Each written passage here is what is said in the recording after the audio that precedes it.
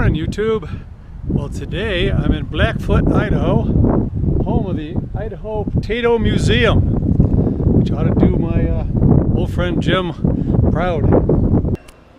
So when most of us think about potatoes, you think Irish potatoes, red potatoes, Idaho potatoes, but they originated in the Andes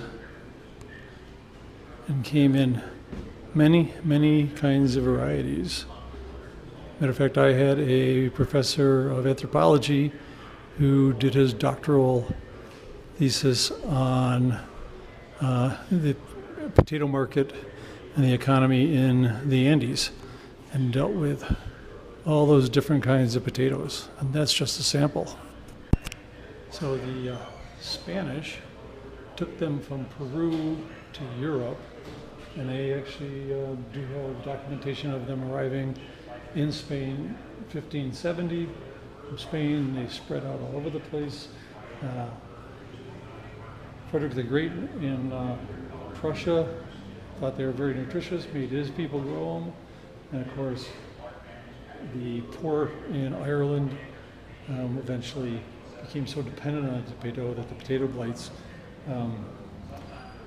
caused the death of like 1 million or more, for many millions of Irishmen. But which is why my mother's family came over, due to the potato famines. So why Idaho? Why are they so famous for potatoes? Well, partially, when the Transcontinental Railroad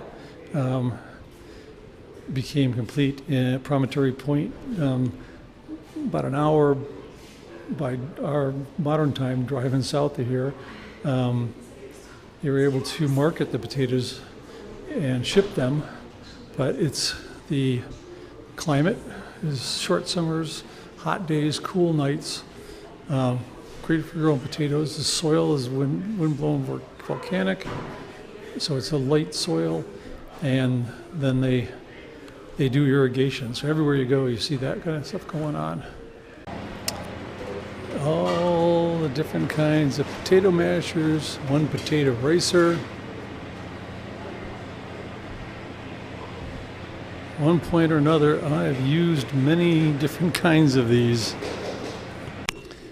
So you say you like your potatoes peeled? Well, there's a lot of different ways and different things to peel them. My favorite was always that Chinese one right there.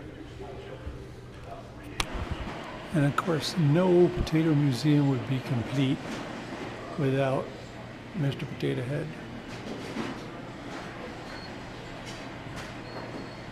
And all his cousins.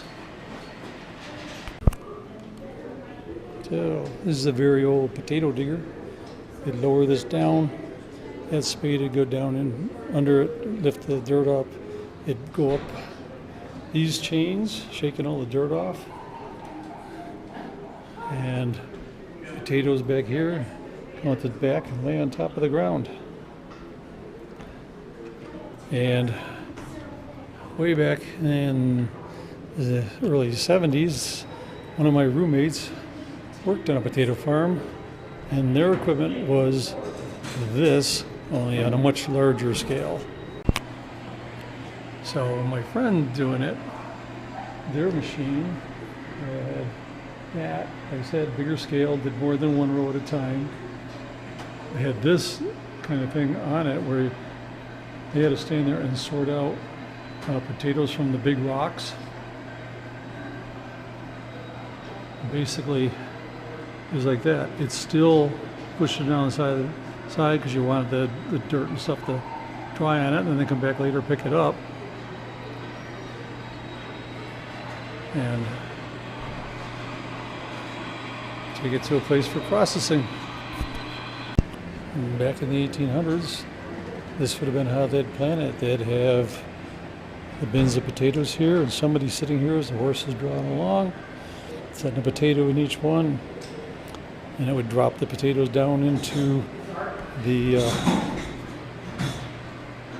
opening that plow on the bottom would open up. So just they drop the potatoes down in, and then all this in the back would cover it back up with dirt. So if you're one of those people that likes Pringles and all the different kinds, this is the Guinness World Record largest potato crisp, which is basically what Pringles are. It's 25 inches by 14 inches, weighs 5.4 ounces. I wonder if anybody could beat that. I know some people I'll ask.